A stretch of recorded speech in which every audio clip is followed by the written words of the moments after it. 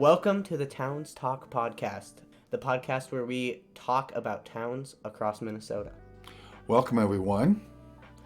So, first, let's introduce ourselves. I am Brady, and I'm trying to collect or take pictures of many city halls across the state. I love Minnesota, definitely one of the best states. And my name is Garth Anderson, and I am a math teacher, and I actually go out with Brady. We go geocaching, and I go with him to as he takes these pictures of these city halls. And so what this podcast is really about is our adventures and our view of the cities that we visit and various things like that. Yeah. And so I have been to, we have not really been to western or that much of southern Minnesota. We're mainly central and northern. We've taken trips towards Grand Marais, International Falls, just recently the Iron Range. We've even done a few day trips like to places like Mankato and Winona and places like that. And so what we're going to do is today it's just basically an introduction to the podcast. But future podcasts, we will be talking about the cities we visit and various things like that, and tell you about the highlights and maybe even the lowlights of those cities that we visit. And hopefully that'll spark interest in you to get out there and visit some of these cities and find some of the unique things that make Minnesota a great state and a fun state to visit and see. There's so many fun, unique things to do and see here in Minnesota, and we're going to be talking about those throughout the time of this podcast. And then as we visit new cities, we will be doing and talking about those cities that we visit as well. Yeah. So the first question I have up here is, what do we think is a small versus a large town? We've discussed this before, and we think it's around 10,000 people. I've looked up small towns in Minnesota before, and I don't agree with the listing. It said stuff like Stillwater or Bemidji or places like that, but those feel large to me. Yeah, and I tend to agree with that. I think small town, you think of more of one street for a main street, maybe two. The business district isn't that big. You know, you're looking at these small towns in which you can actually, basically see the town in a relative short period of time, and they usually don't have the big box stores and things like that. And you start to get over 10,000, you start to see, Targets and Walmarts at some of those places, and those, to me, does not constitute a small town. Small town are the mom and pop shops that make those small towns unique. Yeah.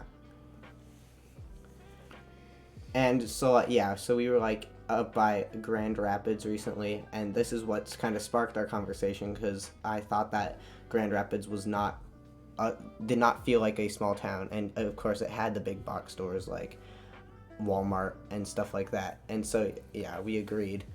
But apparently some people think that small towns are basically any towns bigger than the top 5 basically in the state.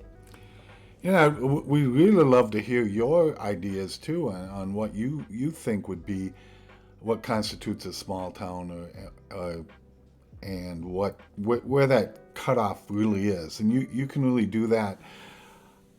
There's a way to maybe contact us through the podcast once this is posted, that you'll be able to hopefully contact us and let us know what your thoughts are and where you think that cutoff is for a small town versus a large community. Maybe those people who live in a one that's maybe 15, 16,000, do you feel that's small town, or do you feel that's a bigger? Maybe there are more dividing. Maybe there's small, medium, large. Obviously, we know Minneapolis and St. Paul are huge cities, and I would really include any of those suburbs of Minneapolis and St. Paul as part of the whole metropolitan area, and I wouldn't Yeah. consider any of those really small towns. Even if they are like small population or small in size, just the feel around it is just really urban and it just doesn't feel like a small town. Right. And I think that's where the decision comes is, does it feel urban or does it feel rural? Yeah. And what's that difference? And rural is those farming communities and those types of things where that is more of a small town. And if you get more of that urban feel, then I don't think it's a small town anymore. Yeah.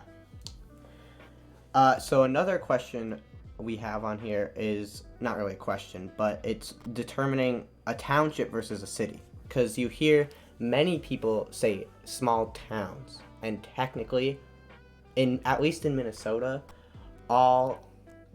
they're all cities, because that's just the way our government system works. Towns actually refer to townships, which are usually less governed than the cities, and take up like normally a 6 mile by 6 mile area. So if you look at a map of like municipalities in Minnesota, you'll see this grid work going across basically the entire state, and those are the townships. And then every so often it's broken up by some weird shapes, which are the cities.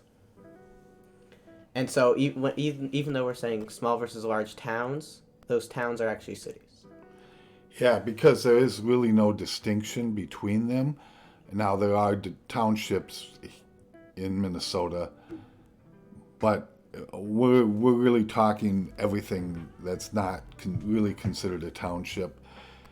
You know, we're talking mostly just anything that's considered a city, which is everything else that's not a township or a what do they call those? The unincorporated, Unorganized territories. unorganized territories. Which is also it's also kind of strange. Those they're even. I haven't read enough about those, but it's like mainly used for census purposes. The police and stuff, they're all owned by the county. Roads owned by the county, stuff like that.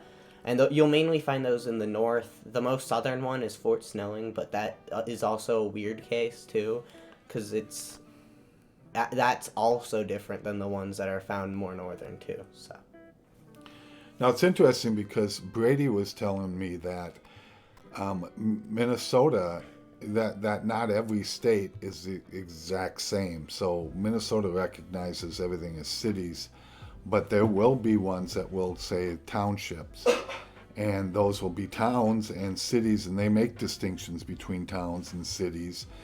And then if you get even into Europe, I think they even have things that are called villages, and smaller even things like burgs and things like that, where so Minnesota becomes a little bit different in their regard on how they recognize those things, and regardless of what state you go to, you're going to see some differences in the way they do that, and even in the way they separate.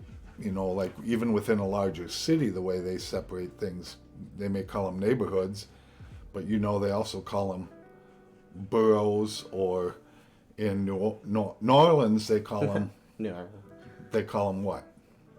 They call them I don't know. I can't remember the name of it, but they call them something else as well. So Yeah. there's always different names that they even call neighborhoods. And those are almost like small little towns or communities within a larger city. Yeah, they can have their own downtown basically built in right into it. Yeah, and to add on to that, yeah, I've been making this map of like types of the ways counties are divided across the US, and in Wisconsin you'll find villages as well. And villages are governed kind of by the township, but they also have some of their own government. And then in Michigan, you'll find things called charter townships, which have some home rule, which means they can charter their own laws there, I believe, or charter some of their own laws there. And that's even different to Minnesota. So it's just interesting to see the nuances and differences of how the different places where people can live in the U.S. And in most of these states too, there's a thing called a census designated place, which is basically just a name recognized place used for census purposes without any like special government at all. But that's also interesting because in Wisconsin, I found it interesting because you'll find some counties whose county seat is a census designated place or a village. I remember what they call them in New Orleans. They call them parishes. Oh, yeah, those are counties. Those are counties? Okay. But within the city of New Orleans, they have parishes? Oh, okay. So they even count counties as a little bit different. Yeah, and Alaska counts counties as also different. They call them boroughs. Boroughs Okay. of Alaska.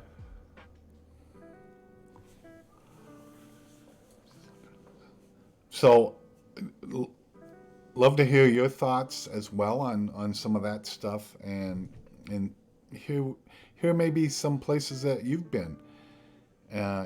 As we progress through this podcast, and as we share areas we've been, we'd love to hear places that you've been as well. And the other thing we might be looking at here is we may be talking about, especially during summer, there's always towns that are going to have festivals and little festivals that celebrate their town.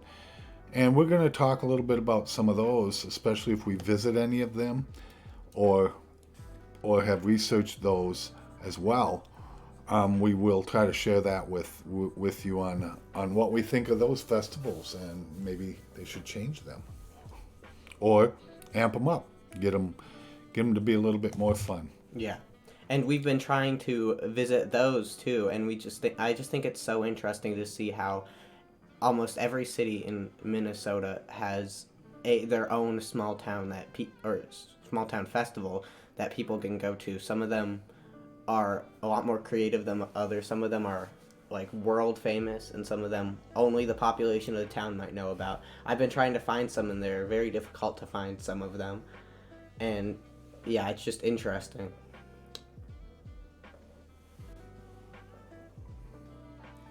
So what's next on our agenda for today? So we can let's talk about the trips in Minnesota that we've taken before. Okay, cool.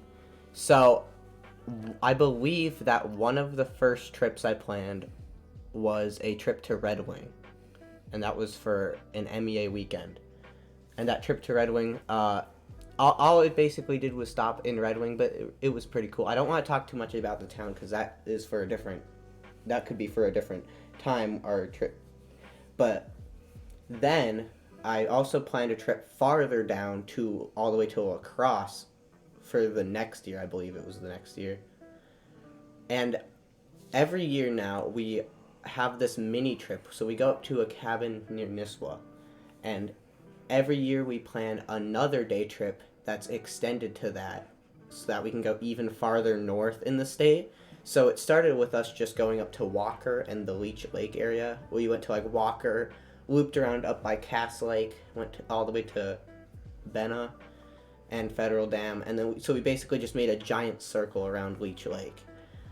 And then the next year after that, we wanted to see Red Lakes because we kind of also want to see a lot of the large lakes in Minnesota too. And so then we went to Red Lake, where we went to Waskish and down to Bemidji too. And then last year we went all the way up to International Falls. It was a long drive, but yeah, so we went to International Falls, Rainier, and saw part of Voyageurs National Park. And then just this past... Excuse me, and one of the highlights of that trip, well, not really highlights, low light was that on our way back, a deer decided to hit our car. We didn't hit the deer jumped out and hit our car. Yeah. And that was very, very scary. We had to drive an SUV back to the cabin as well as then back home, and it was damaged. Fortunately, it was drivable and nobody was hurt except the deer. But so be careful out there when you're out there traveling as well, so you can try to avoid those deer. Mm-hmm. Yeah, and we hit that deer on this. It seemed infinite two-lane highway And it seemed infinite. And we actually just so happened to have hit that deer right around the smallest city in Minnesota, Funkley, with a population of like 12 or something. It was funny. But yeah, I remember that the driver's side door was bashed in, so my dad here had to crawl over the seat basically to get out. It was I'm glad it drove. Yeah, and we'll talk more about when we get into things. We'll talk more a little bit more about places like Funkley, place that we really didn't visit. Yeah. We drove by it because it's one of those types of towns that you blink and you're gonna miss it, especially with how small the population is. But there isn't really a population limit as to what can become and what can constitute a city. It's just Yeah. if they want to incorporate themselves as a city or remain whatever they were, whether it's a township or even I can never remember Unorganized. unorganized. Yeah, that actually reminded me of something. So, down in southern Minnesota, we've never been around here, but there's these two cities. One of them is named Rushford, and I forgot the other one. But what is interesting is that the township that they were surrounded by also got incorporated. So now we have, so there's Rushford, or like the city of Rushford, and then there's the city of Rushford Village too. And that is completely surrounding the two cities that used to be inside that township. I just thought that was interesting because townships can incorporate like that and it's interesting. That'll be interesting to go pay a visit to that area Yeah. and see the layout of that and how that's working. Yeah. So going back to our trips. Back to our trips. Oh yeah, no, actually, I think the first trip I planned was a trip up by Grand Marais, or I think you actually planned that one. When we went to Duluth. Yeah, we went to Duluth, and then we made a day trip extension to Grand Marais. We saw all the sights on Lake Superior. That's a beautiful area, like Gooseberry Falls and the Split Rock Lighthouse. Oh, that's a cool Yeah, area. and Grand Marais is my favorite city in Minnesota, and I love that whole area. So it is one of those that I would frequently visit, any chance I can get. Yeah. And so we've also taken a bunch more of smaller day trips too. So one of the ones was to Mankato, where we just went down. I don't know what highway is there, but 169. we went down 169 to Mankato. We didn't really stop in any other city down there other than we stopped in St. Peter to see this gate. Yes. To see the St. Peter Pearly Gate. And what's funny is I don't even have a picture of that on my phone anymore. So I have a picture of the river right by it. And we did drive into Le Sueur. Yeah, we did drive into Le Sueur. We saw like an old house there. But that trip was freezing cold. It was March. Right. It was March, but it was like -20 out. So it was kind of hard to enjoy ourselves there. We saw these two waterfalls and stuff like that. But And we could not take the Buffalo trail because the road was so potted. It was a dirt road, and it was pitted with potholes, so they wouldn't allow anybody to drive on that. Yeah. Now I don't think we got caught up on the deer up there, so I don't think we mentioned the one we took last week. So the extra cabin trip we took last week was up the Iron Range, and so we ended in Chisholm. We saw places like the giant open pit mine there. That was crazy. Pictures of it don't really do it justice. Like I've seen pictures of it, but it was way bigger in person. But what's funny is that there was this rain cloud, and it was going from west to east, so it was basically following us the entire time.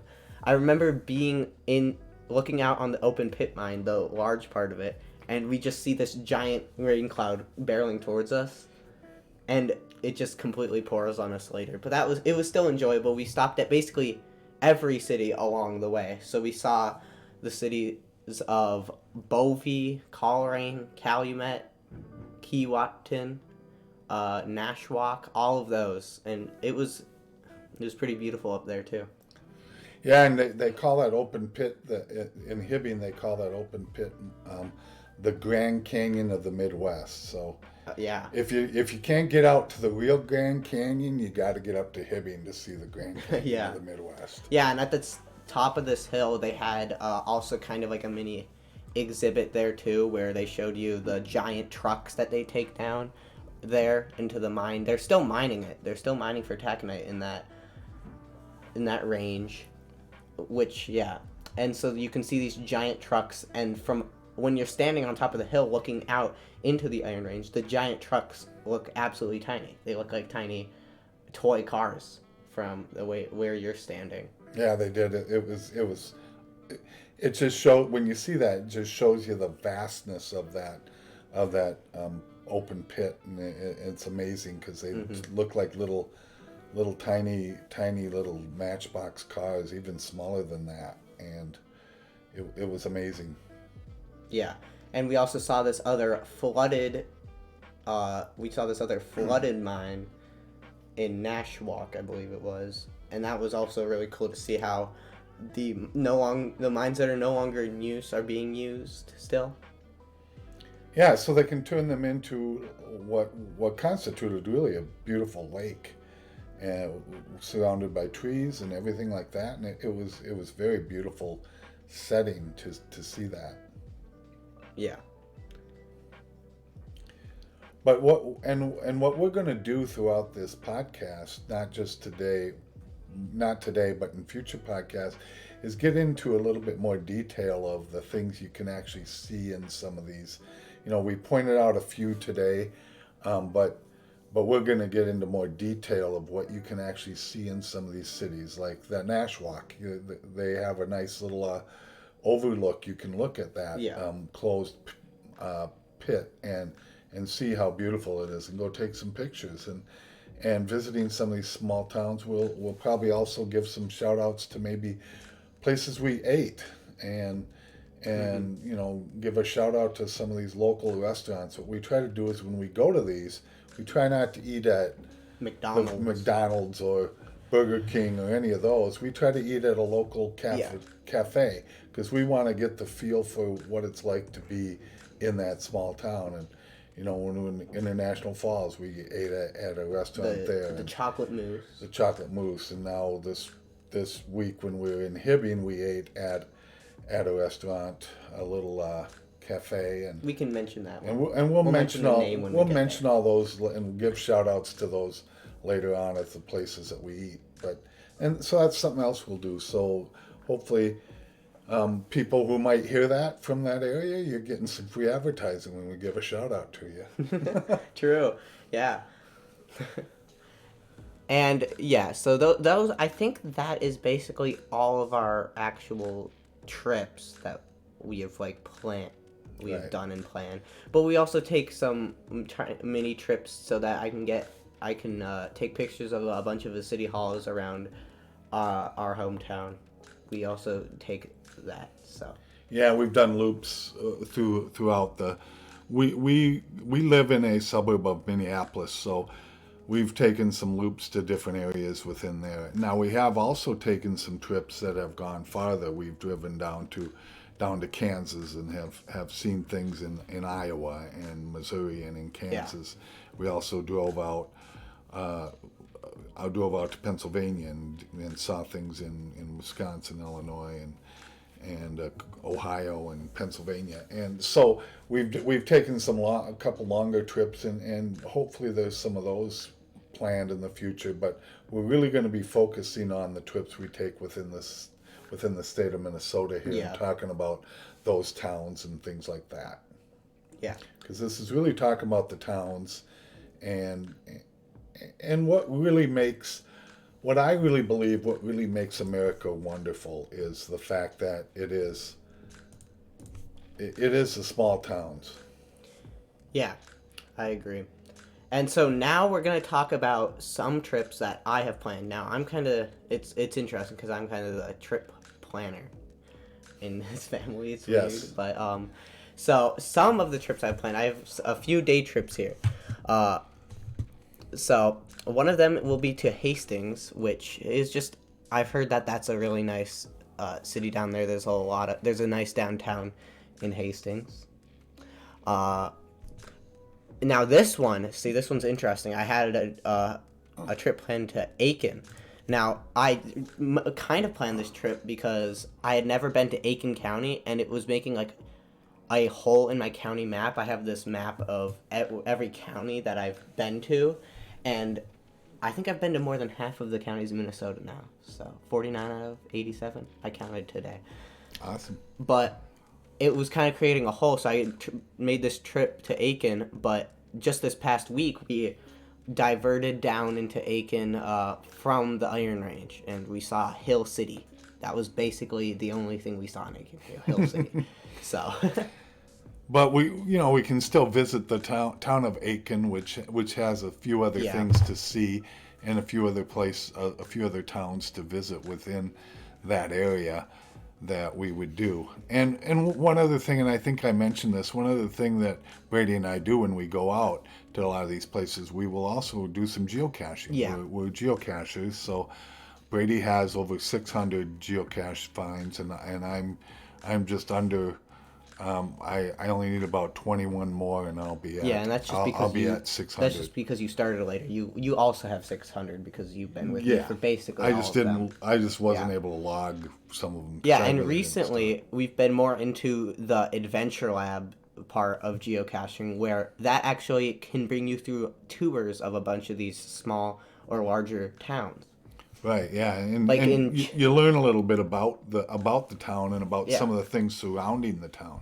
Yeah, like there was this Adventure Lab in Chisholm that we just did this past week, and other Adventure Labs too. And I even created one as well, so it's fun. Now here's the one we just finished. Sorry, listeners, but next year on our cabin trip, we're planning to go to Baudette. Up all the way up to Baudette. It's actually a shorter drive than International Falls, which I'm kind of surprised about. But we're going up to Baudette, and then we're gonna get some passport cards so that we can hopefully drive into Canada too. Because I've never been in Canada. You have, though. Yeah, I've been to Canada. I've been to Canada before they required you to get a passport. So you just thing walked where along you the could border. You could just drive in there. I've driven up to Thunder Bay before, Right. and been to Thunder Bay. But yeah, now you need passport. Now you need the card. passport cards, but I'm glad we don't have to get a full passport book. It's just cards, which are cheaper they're only $30. Yeah. Oh, I just saw on this my trip planning document another trip we did. A day trip up the St. Croix River. So we started in we drove to first Lake Lakeland. Oh, so yeah. I could see Lake St. Croix because that's a cool lake. And then we ended in Taylor's Falls, and then we just went home. But that was also a fun trip too. And spent some time in Stillwater and ate there in Stillwater, as well as Yeah. a bunch of things in Stillwater. Stillwater's a beautiful little Yeah, town. it's on a bunch of lists for the most beautiful, and Right. I agree. I would agree with that. And another one, just this past October, we went to Eau Claire, Wisconsin too. But that's Wisconsin. We don't care. About Yeah, well, so was La Crosse. well,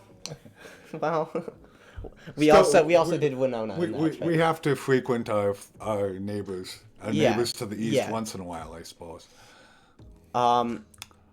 So a few of my trips here are train trips on the Amtrak line, and one of them would be to Fargo, and there's another one to Milwaukee here. I haven't really fleshed these out as much. I have another trip here up the North Shore, and it's a 3-day trip.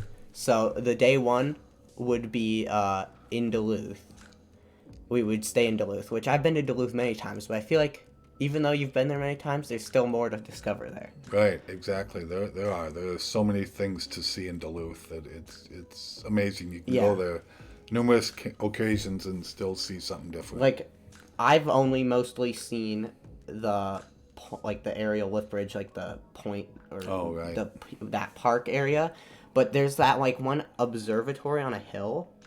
I don't think I've been there. I've never been up there either. I want to go up there. Like, yeah, exactly. And I think that's on here. I think it's like Anger Park, maybe. Okay. But yeah.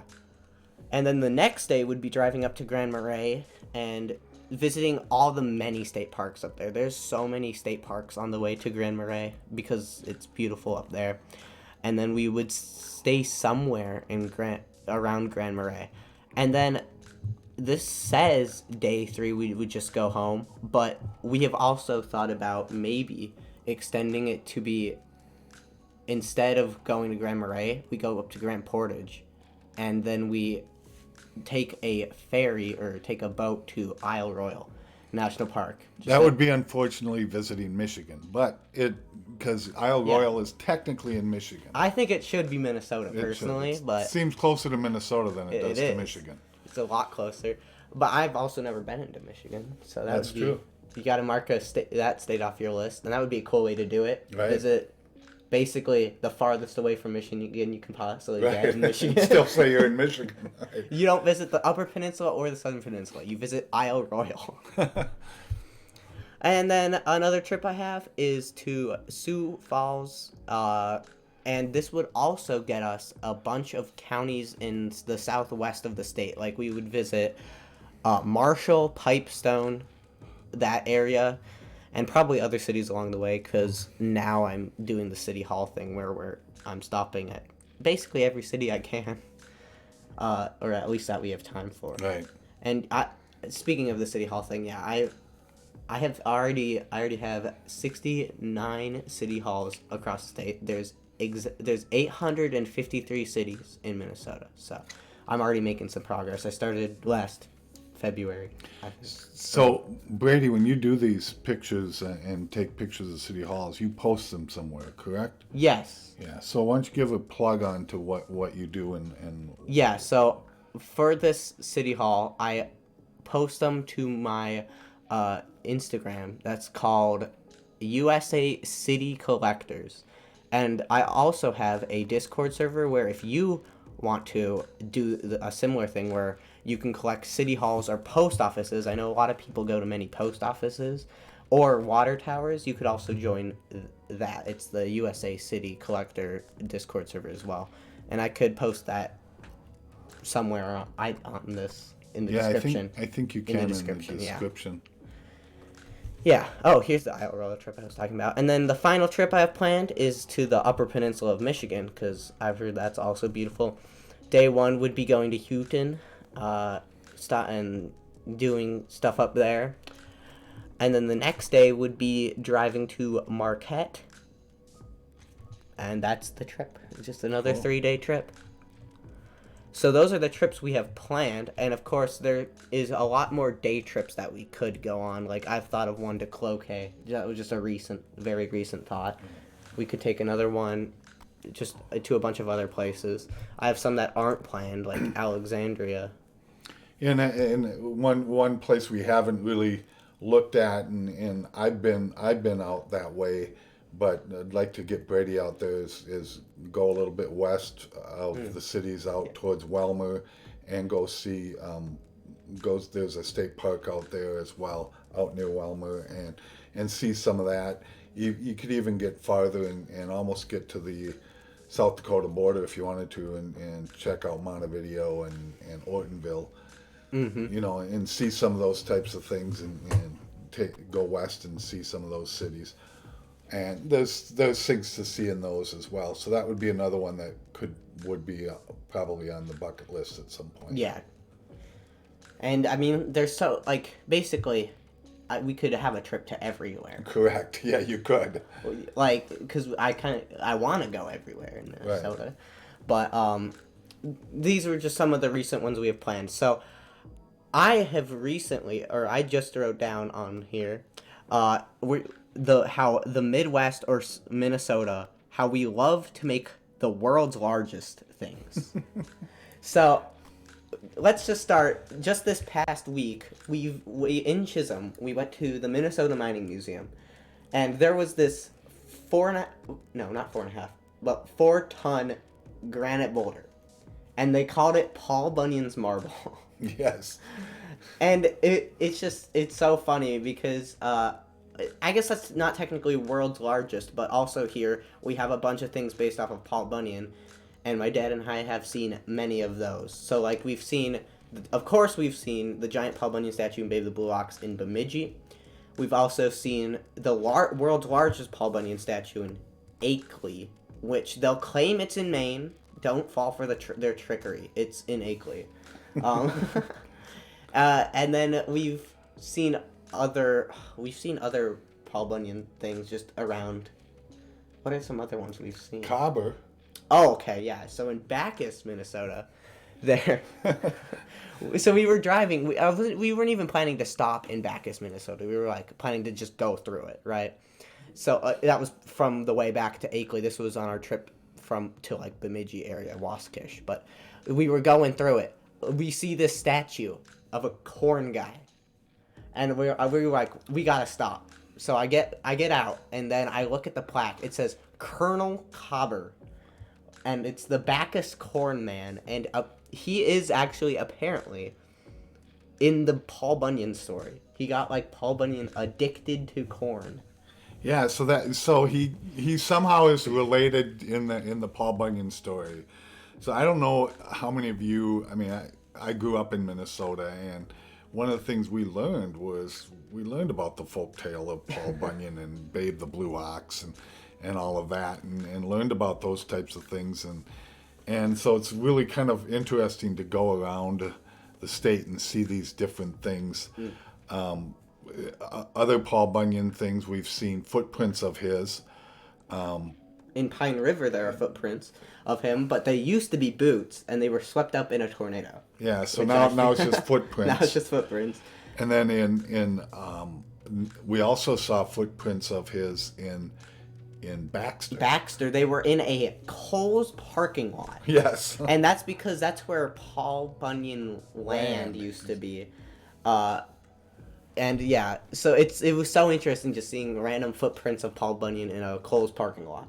Correct. And all around that area, as we're driving, you'll just see these Babe the Blue Oxes that are just decorated. Like there was this one that was painted to look like Elvis Presley. Yes. This other one painted, I think it was just like paint splatter themed. They're all over the place. And a website I like to look at is Roadside America, just to see what's around you. It has some of the weirdest and lamest stuff you'll ever see, but they're so funny to visit a lot of the time. Like, we have the world's largest ball of twine, which actually isn't. They have this super specific definition on why it's the world's largest ball of twine. It's like the world's largest ball of a certain type of twine made by one person. Oh. But that's in Darwin, right? Yes. Yeah. That's out west towards Wellmer. Yeah, that's out west. We'd have to visit that. We'd have to stop at that. You have to see the ball of twine. There was another thing out in that area, the world's largest mustache. And it's just a big red statue of a mustache. I forgot where that was. But I just find it interesting how the Midwest, or Minnesota and the Midwest, just loves their world's largest things. And in Garrison, there's the big walleye by Mille Lacs Lake. There's another big fish up that we saw at, what lake was that? Was that Cass Lake? What lake was that where we drove by it, but we didn't stop and see it? It was like a couple of years ago when we drove by it. I don't remember. But we'll try to point out a lot of those types of things that we see as well. Then give you some sights to see. We're not going to spoil. I'm not going to spoil today what makes Remer, Minnesota so famous. I think it's Remer. Oh, Remer, Minnesota. Yeah, Remer. We don't want to spoil what makes we can't spoil. That's a top tier city. Yes, exactly. Top secret, but we will share that on one of our episodes. So make sure that you tune in on a regular basis so you don't miss that as to what's in Remer. Yeah, you don't miss out on the mystery. Right, exactly. Because we've actually visited that city twice. Yeah, and also there's a city named Emily around that area. That was we've recently made this joke that it's like the center, the crossroads of everything in the Yes, world. exactly. Because we went through that city.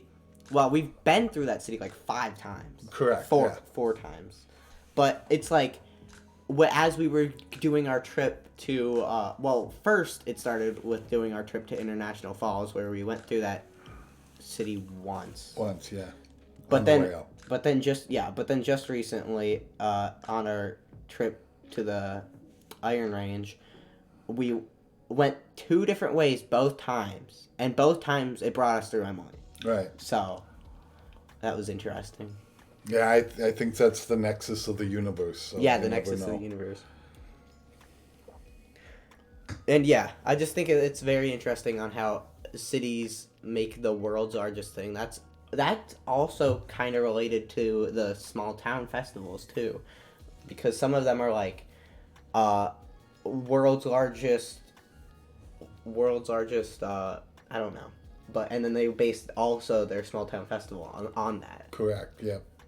Yeah, and that gives them something to, kind of rally around and say, hey, we're a community and we're rallying around this large thing and making it a day. Yeah. So I have a few more things here. I don't know if we should discuss this one, but it's just some of our favorite towns. Maybe we can just discuss that and not go into detail. Correct, and we'll go into detail later on when we talk about some of those towns.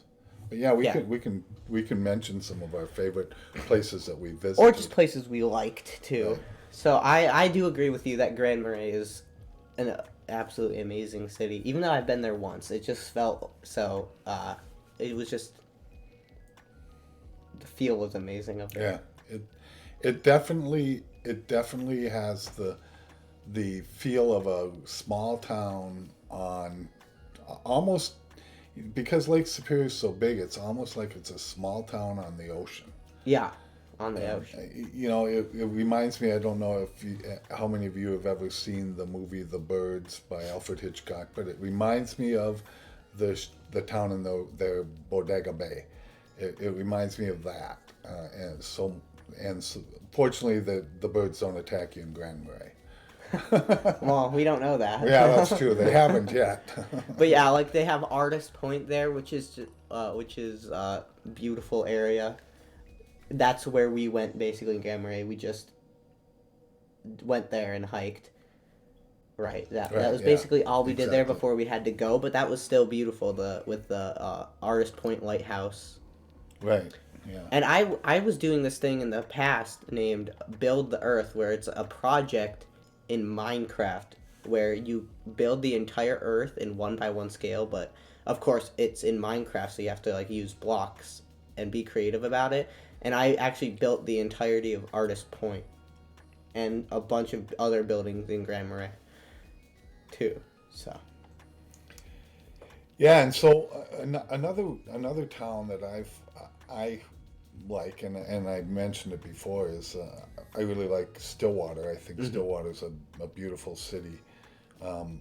It's really not a small town, but and it almost now is almost like a suburb of St. Paul because they've just expanded so much. Because they've expanded so much through there that it becomes basically an extension of St. Paul. But it's a beautiful place to visit. They've got wonderful shops and things like that. And my dad is actually from that area, so kind of grew up in that area. So I've had relatives that live in Stillwater. So it kind of has a nice feel for it, and I've always liked going to Stillwater. Yeah.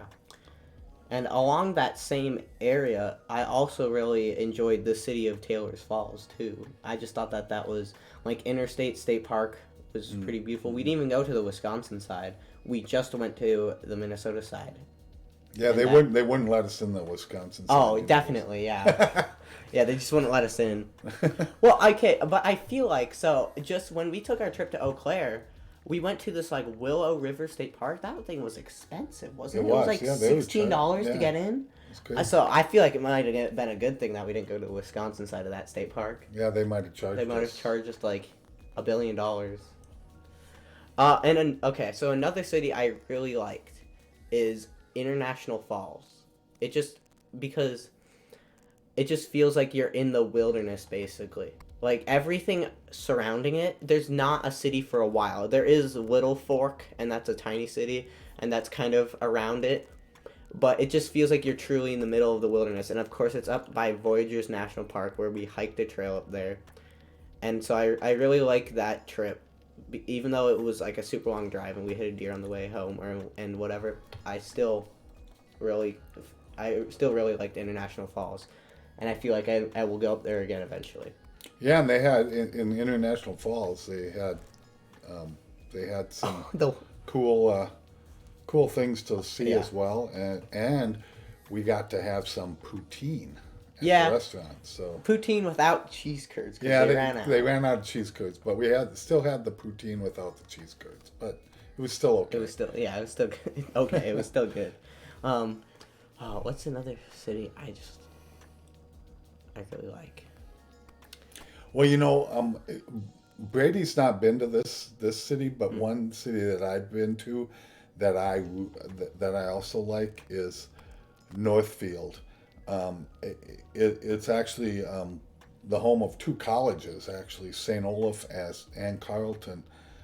But and there's a lot of history in Northfield there's a bank there that Jesse James and his gang had robbed. You might be familiar with that Northfield raid and all of that. But so it's got a lot of history, but it's a beautiful little city. It's got a lot of beautiful old homes there as well, and a lot of them are really kept up nice because I think there's a lot of doctors who work at the Mayo who actually live in Northfield, and they'll drive there because Northfield's a little less of little more small town than Rochester is. So Well. Northfield is a great place. We gotta get Brady to get to Northfield because I think Yeah, and he'll really enjoy that. I don't one. think it's even that long of a drive. No, It's like not. an hour and a half. Yeah, That would be my it's close. estimation. Because it's just southern metro, Right. kind of. It's not in the metro really, but southern metro area. Correct. Yeah. Well, hold on. But one thing though is that now they're counting like parts of Wisconsin as the Minneapolis metro, Really. and they're Like counting Hudson? Hudson, and they're counting part of Mille Lacs County as the metro too, like Really? Princeton and Zimmerman. Wow. Which I'm like, if Hmm. you drive up to Zimmerman, you pass by a lot of farms, You do. and I just feel like they can't consider that yet. No, I I wouldn't consider. I would say the boundary is currently Anoka and Sherburne County. Right. You can't go more north than that. North Elk River gets kind of gets the cutoff there for city, and then you got Otsego and St. Michael and Yeah. Albertville over that way. That's in more Wright County, but anything west of those and north of Elk River. No. Yeah, I mean, do you count now? Then I don't know. that's a good point. Like, Where if you does go it up cut there, off? there's not like development. There isn't. I mean, it's But really although it like Nowthen's kind of like a weird case because north of it's St. Francis, which does feel like correct. the suburb. Yeah, that's So I true. feel like you kind of have to consider it. Yeah, north of St. Francis. Yeah, now you're done. Yeah, just field. Like we went up there. We went to Stanchfield Township, Right. I believe. That was just farms. Yeah, that was. Another city I really liked is actually there's two, which was Red Wing and Winona. That entire driftless area is beautiful down there with all the bluffs that you can climb and stuff. And yeah, Winona was just like we like climbed a bluff there, and you could see the very wide Mississippi River. It goes very wide there, and that's also a beautiful area. Yeah, that part of Minnesota is gorgeous. That Mississippi River Valley area, Yeah. and those bluffs are awesome. You can climb those and see for miles. Yeah, and that's why I think Minnesota's probably, well, it's my favorite state, but I feel like it's one of the best states too, just because it is so diverse in terms of its like geography. Because in the Arrowhead region, you actually get some small mountains. Technically, they fit the definition of mountain, like Eagle Mountain, which is the highest point in Minnesota. You get actual mountains, and then you see this giant Lake Superior, which you mentioned looks like the ocean up there. But then you also go down to the southwest, where you can actually find cactus, or southeast, sorry, where you can actually find a type of cactus. You can find a type of cactus down there, and rattlesnakes, and that, of course, that's the Driftless area with the bluffs. And then in the west, you get just the fields, and you get like wheat and cornfields over there. And then in the far north, you get just these evergreen trees, coniferous forests, So it's just a really diverse state. And you can't ignore the fact that we have over 11,000 lakes. They say 10,000, but it's over 11,000. 11,842, according to the DNR. So, I mean, almost anywhere you drive, you're going to be able to see a lake. Yeah, there are some exceptions. There's 4 counties in Minnesota that don't have a lake, and those are all in the very south. And like one of them is Rock County, I know that, and I don't know the other ones. And if Wisconsin tries to tell you that they have more lakes, they are lying, because they count everything here. Actually, let me look this up. Oh wow, that's a common search term. So Wisconsin counts it if it's 2.2 acres or more. Counts a lake 2.2 acres or more. Minnesota counts lakes as 10 acres or more. So Wisconsin will try to claim they have 15,074 lakes, but if you count the same standards from Minnesota as Wisconsin, we have like 21,000. And 2.2 acres is like a puddle in somebody's backyard. That's tiny. Yeah, I mean that would be like when we went down to Lawrence, Kansas, and they had Potter's Lake, and basically it's like a pond, and they called it a lake. I don't even think that was 2.2 acres. It had to have been less than an acre. Yes, it was so small, but they counted it as a lake. Yeah, and I looked up a video, top 10 attractions in Lawrence, Kansas. Potter Lake was on there. All you could do was walk around it, and there was one bench. We did find a geocache there, I guess. Yes. So that was one nice thing. So I guess it is a thing to do. But I don't even think you could put a boat on it. No, you couldn't. Unless you want to kayak like 2 feet. Right, exactly. But I was just going to say that, like, 2.2 acres is what Wisconsin counts. I don't even think you can't, it wouldn't be enjoyable kayaking on that, I don't even think. Or, like, fishing on that. That wouldn't even be enjoyable, I don't think. So, yeah. So I think that'll be all for our podcast today. We've talked about all we want to. Next week, we're actually going to dive into some city. We haven't decided on where we are going to dive into yet. Maybe we'll do the Iron Range because it's recent. Yeah, and because it's our recent memory, we won't have to dig deep into our brains to think of what we want to talk about for that one. But yeah, probably talk about the Iron Range and some of the cities up there that we saw. Because we saw basically every city up to Chisholm. Yeah, and so we still have some more of the Iron Range to conquer. We need to go from Chisholm all the way up to Babbitt, I believe is the last one. Babbitt would be the last one considered Iron Range city. Yeah. Yeah. So that's going to be all for today's podcast. I hope you guys enjoyed. Thank you very much, and we'll talk to you next time. See ya.